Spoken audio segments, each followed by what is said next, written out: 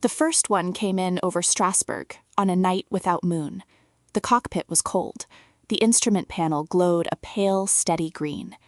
And then, just outside the canopy, a single orange light hung in the air, steady as a held breath. It did not pulse, it did not flare, it did not speak, and it did not strike. It only kept pace. The pilot turned. It turned. He climbed. It climbed. He banked hard, and it stayed at his wingtip the way a thought stays in the back of the mind when you are trying to forget it. There is a kind of fear that does not arrive with noise. There is a kind of fear that simply waits beside you, patient, until you understand that it has been there longer than you have. The night was November 23rd, 1944. The unit was the United States 415th Night Fighter Squadron, operating in the Strasbourg sector along the German frontier. The aircraft was a P-61 Black Widow, a long-range night interceptor with a radar operator in the rear cockpit. The pilot was Lieutenant Donald Myers. The radar operator was Lieutenant Edward Schluter. They were not exhausted recruits. They were not green. They were trained men, in a trained machine, doing what they had been trained to do. They saw orange glowing balls following the aircraft. They saw them clearly. They saw them long enough to be sure. The radar scope showed nothing. There was no return. There was no echo. There was no signature. When the aircraft turned for home, the lights peeled away into the dark, and the night was as the night had been before. Myers and Schluter landed. They went to debrief. They wrote it down. And in the days that followed, in the squadron mess, the men borrowed a word from a comic strip called Smokey Stover, in which a fireman named Smokey muttered the line, "Where there's foo, there's fire." They began calling the lights Foo Fighters. Once a thing has a name, it begins to belong to history. And once it belongs to history, it can no longer be politely ignored. If the sightings had stopped at one squadron, they could have been laid down with the other small ghosts of war. They did not stop. The 415th's reports moved up the chain, and the chain answered with reports of its own.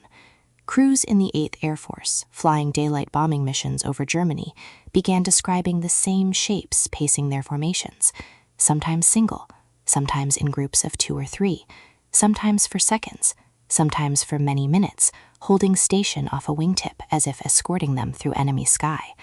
The men called them by the new word. They learned the new word from each other. Then the war crossed the world, and the lights crossed with it. Over the Pacific Theater, B-29 Superfortress crews flying from the Marianas to the Japanese home islands began filing the same reports.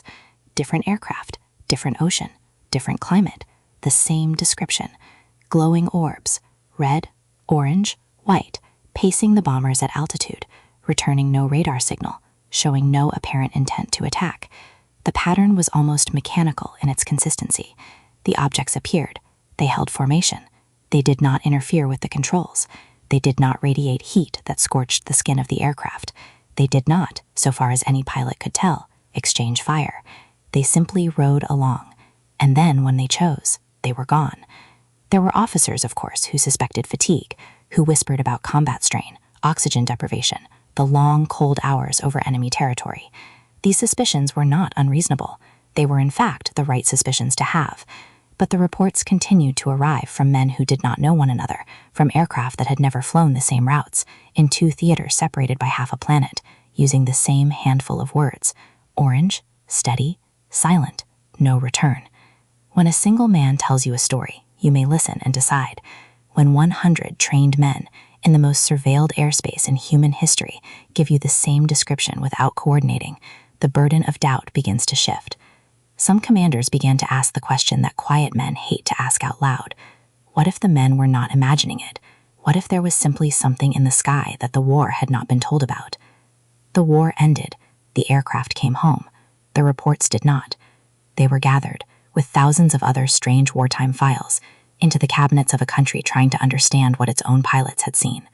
The first formal effort was called Project Sign. When Project Sign produced more questions than answers, it was reorganized into Project Grudge.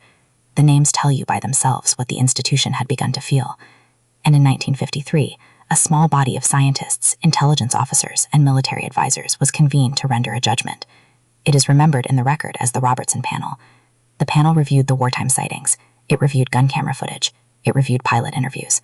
And on the question of the Foo Fighters, the panel concluded, in the calm language of official paper, that there was no evidence of hostile intent. That phrase has been quoted ever since. It is precise. It is also narrow. It says what the lights did not do. It says nothing about what they were. Theories were offered. They are still offered. Some scientists proposed St. Elmo's fire, the soft electrical glow that can settle on aircraft surfaces in certain atmospheric conditions. Some pointed to ball lightning, a phenomenon so rare that it was, at the time, barely accepted as real.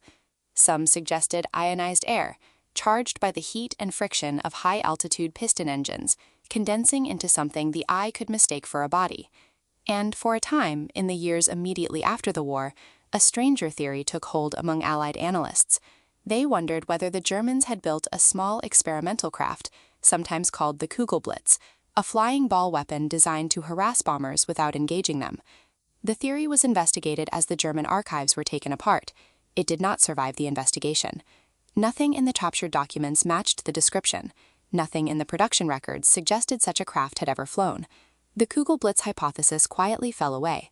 What remained was the official designation, unidentified atmospheric phenomena, a name that explains nothing and admits everything. No instrument ever measured them. No wreckage was ever recovered. No origin was ever confirmed. The men who saw them grew old. Some never spoke of it again. Some spoke of it for the rest of their lives, in the same calm, careful voices in which they had filed the original reports. They were, almost without exception, men who had no reason to lie. There is something in this story that I keep returning to. It is not the lights, it is the calmness. The men who saw the Foo Fighters did not scream into their microphones. They did not ditch their aircraft. They did not abandon their missions. They flew on, in formation, with something they could not name riding off their wingtip, and when they landed, they wrote it down. Whatever was up there in those nights over Strasbourg and over Japan, it was witnessed by some of the most carefully observed men of the most carefully observed war in history. And the file is still open. It has been open for 80 years. If the unfinished histories follow you the way they follow me, there is another file on the desk, waiting.